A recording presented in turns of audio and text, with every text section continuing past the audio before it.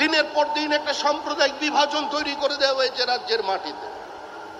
আজকে সংখ্যালঘুদের বুঝতে হবে যে বিজেপির লড়াই সংখ্যালঘুর বিরুদ্ধে নয়, বিজেপির লড়াই কোনো মুসলমানের বিরুদ্ধে নয়। হ্যাঁ, আমরা লড়াই করছি আপনাদের বিরুদ্ধে, কারণ আপনাদের বাড়ির ছেলেরা যারা হাতে পাথর নিয়ে ঘুরছে, আমরা ওই পাথরটাকে কেড়ে নিয়ে ওখানে বই ধরিয়ে দিতে চাই। যারা তলোয়ার নিয়ে রাস্তায় নেমেছে, আমরা ওই তলোয়ার কেড়ে নিয়ে তাদের হাতে কলম ধরিয়ে দিতে চাই। এই লড়াই বিজেপির লড়াই, এটা পশ্চিমবঙ্গে বিজেপি করে দেখা। আমরা চাই দুর্গাপুজোর বিসর্জনের মিছিল আর মহরমের মিছিল একই সঙ্গে একই রাস্তা দিয়ে একই সময়ে হেঁটে যাবে। কোনো সংঘর্ষ নেই, কোনো দাঙ্গা নেই, কোনো রাজনৈতিক সম্প্রীতির বিভাজন নেই। পশ্চিমবঙ্গকে বাঁচাতে হবে, এর বহুত্ববাদকে বাঁচাতে হবে, এই মাটিকে রক্ষা করতে হবে। আর তার জন্যই দরকার একটা শক্তিশালী ভারত ভূখণ্ড। আমরা কলকাতায় দাঁড়িয়ে আছি। 1946 সালের পরিস্থিতি তৈরি করে দিয়েছেন আজকে মমতা বন্দ্যোপাধ্যায়।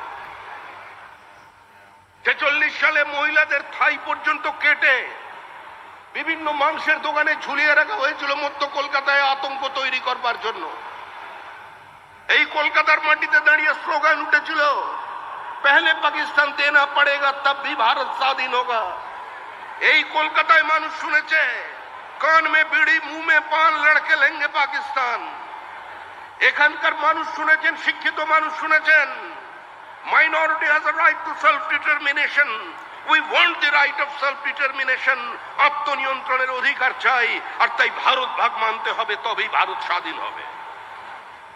এই কলকাতার মানুষ 47-এর 20 জুন দেখেছেন, ডক্টর শ্যামাপ্রসাদ মুখার্জির আন্দোলন দেখেছেন। মালদায় তৃণমূল কংগ্রেসের নেতা, তৃণমূল কংগ্রেসের সাংসদ সুখেন্দু শেখর রায়ের পিতা শিবেন্দু শেখর রায়, যিনি বিবাদমান মালদার জমিদারদের এক জায়গায় করে নিয়ে কলকাতায় পৌঁছেছিলেন ডক্টর শ্যামাপ্রসাদ মুখার্জির কাছে। বাংলার ইতিহাস আমাদের পাঠ্যপুস্তকে আজ শিবেন্দু শেখরের নাম নেই। লিগ্যাসি এনজয় করছেন অন্য লোক, কিন্তু যার কারণে আজকে মালদায় আমরা বসবাস করছি, ওটাকে ভারতবর্ষ বলতে পারছি, তার মধ্যে সবচেয়ে বড় অবদান যদি কারোর থাকে, সে শিবেন্দু শেখর রায়ের অবদান, শ্যামাপ্রসাদ মুখার্জির লড়াইয়ের ফসল।